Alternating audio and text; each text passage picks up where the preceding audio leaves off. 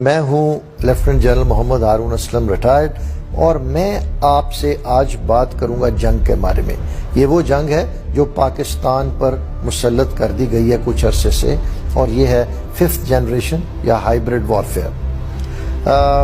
یہ اس کے خد و خال کیا ہیں؟ اس کے خد و خال یہ ہیں کہ آپ پہ 3 pronged انویژن کیا جا رہا ہے۔ پہلا، آپ کی معیشت کو ہٹ کر رہے ہیں۔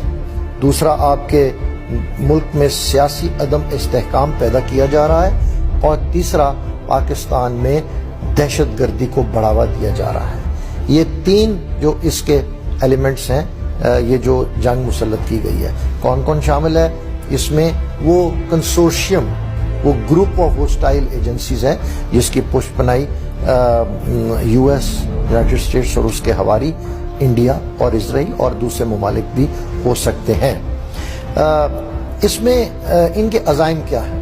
دیکھیے، انہوں نے پوری دنیا کے لیے ایک شکل تشکیل دی ہے کہ یہ دنیا ان کے انٹرسٹ میں، اور جو کہ ان کے انٹرسٹ کو میٹ کرے، اس کا کیا پاور بیلنس ہونا چاہیے دنیا میں، اور اس میں ایک پاکستان کی حیثیت متعین کر دی گئی ہے۔ نہ اس سے آپ بڑھ سکتے ہیں، نہ اس سے کم ہو سکتے ہیں۔ یہ ان کا پلان ہے، اور کیونکہ آپ ایک مسلمان ملک ہیں، آپ نیوکلیئر طاقت ہیں، وہ نہیں چاہتے، اور یہ ڈکلیئرڈ پالیسی ہے اسرائیل کی بھی اور USA کی، کہ وہ نہیں چاہتے کہ ان کو آپ کے نیوکلیئر پروگرام کے بارے میں تشویش ہے۔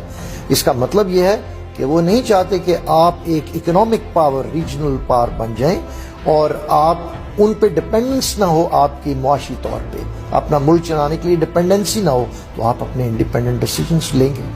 تو پہلی تو یہ چیز ہے، اس کا مقصد یہ ہے to keep you at your place. دوسری چیز جو ہے کہ میں نے نیوکلیئر کے بارے میں تو بتا دیا کہ آپ جو ان کی بین الاقوامی پالیسیز ہیں US کی، اس کو ٹو کریں، اس کو فالو کریں۔ اس میں کیا ہے؟ China is a world power, اور اس کے گروتھ کو انہوں نے چیک کرنا ہے، جس میں بیلٹ اینڈ روڈ انیشیٹو تھا، ساؤتھ ایشیا کے حوالے سے سری لنکا تھا، اس میں بنگلہ دیش تھا، پاکستان تھا۔ سری لنکا کا حال آپ نے دیکھ لیا، پاکستان کی معاشی حالت کیا ہے۔ بنگلہ دیش کو بھی تنبیہ کر دی گئی ہے، اور وہ بھی IMF کے پاس چلا گیا ہے، اور اس کی بھی تھوڑی سی اس کو تنبیہ اس طرح کی گئی ہے کہ آپ اس کو ابھی چائنا کی گود میں آپ مت جائیے۔ نیپال کا بھی ہم نے سنا ہے کہ اس کو بھی فینس مینڈنگ انڈیا سے کر رہا ہے۔ دوسری چیز جو ہے، وہ چاہتے ہیں کہ آپ اپنے انڈیا کی ڈومیننس کو ایکسیپٹ کریں، آپ اس کو ایک ریجنل اور گلوبل پاور مان لیں، آپ اسرائیل کے ساتھ نارمل ریلیشنز رکھیں، اور آپ کی جو پین اسلامسٹ اپروچ ہے کہ اس کو وہ چیک میں رکھنا چاہتے ہیں۔ یہ موٹے موٹے مقاصد ہیں ان کے۔ اس میں ایک اور میں اس حوالے سے بات کروں گا کہ 1923 میں ایک ٹریٹی آف لوزان ہوئی تھی۔ یہ مغربی طاقتوں اور آٹومن امپائر سلطنت عثمانیہ کے درمیان ایک معاہدہ ہوا تھا جس کی مدت 100 سال تھی۔ 2023 میں وہ مدت ختم ہو رہی ہے۔ اس کے تحت جو شرائط اتنی سخت تھیں کہ ترکی کو چیک میں رکھا گیا تھا، اور وہ آف شور جو بعض علاقوں میں وہ ڈرلنگ نہیں کر سکتے تھے، تیل کی تلاش نہیں کر سکتے تھے، انہوں نے ان کے قبضہ میں بہت سارے علاقے تھے، عرب میں اور یورپ میں بھی، ان کو انہوں نے ان سے لے لیا تھا۔ اور جب یہ ٹریٹی ختم ہوگی تو ہم یہ کہہ سکتے ہیں کہ ترکی کا جو اثر و رسوخ جو ہے وہ بڑھے گا، وہ زیادہ اس کا لبرٹی آف ایکشن بڑھ جائے گا۔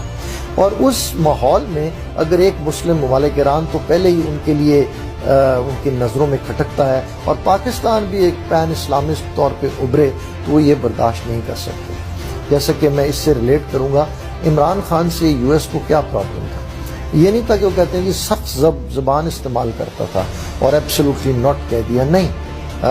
فلپین کا ایک اس سے پہلے صدر تھے، ان کا نام تھا روڈی، ان کو کہتے تھے روڈریگو ڈوٹرٹ، وہ گالیاں نکالتے تھے امریکہ کھڑے ہو کے اسٹیج کے اوپر، لیکن امریکہ سے نارمل تعلقات ہیں، امریکہ ان کو برداشت کرتا تھا ان اٹس اسٹریٹجک انٹرسٹ، اس کے اپنے انٹرسٹ تھے۔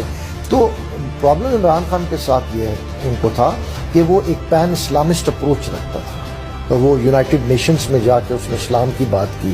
وہ چاہتا تھا کہ مسلمان دنیا میں جہاں بھی رہیں وہ خوشحال رہیں. وہ مسلمان دنیا میں وہ پاپولر ہوتا جا رہا ہے. یہ ایک اپروچ ہے. اور دوسرا, جب ان کو تھوڑی سی انویسٹمنٹ سے ایک ایسے لیڈرز مل جائیں جو کہ ان کی بات بھی مانیں, ان کے لیے ان کو ڈیل کرنا بھی آسان ہو, تو وہ کیوں عمران خان کو برداشت کریں گے. تو یہ مقصد تھا آپ کو بتانا کہ پاکستان کے خلاف کس طریقے سے جنگ نافذ کی گئی ہے. ابھی مجھے لوگ کہتے ہیں کہ جن صاحب آپ پرابلم بتا دیتے ہیں لیکن اس کا حل نہیں بتاتے. حل میرے نزدیک یہ ہے لانگ ٹرم, یہ کہ جتنے بھی ایلیمنٹس آف نیشنل پاور ہیں ان کو جو کنٹرول کرتے ہیں, ہمیں نیشنل انٹرسٹ میں اپنی پالیسیز بنانی چاہیے, نہ کہ کسی اور ملک کے انٹرسٹ.